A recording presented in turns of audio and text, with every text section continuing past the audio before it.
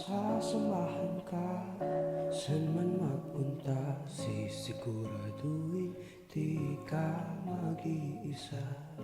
Kung mapagod man, ika'y magpahinga. Sumandal ka sa'kin, ipikit ang iyong mga mata. Sabay nating pakinggan, ingay ng kapaligiran. Aking papakiramdaman ang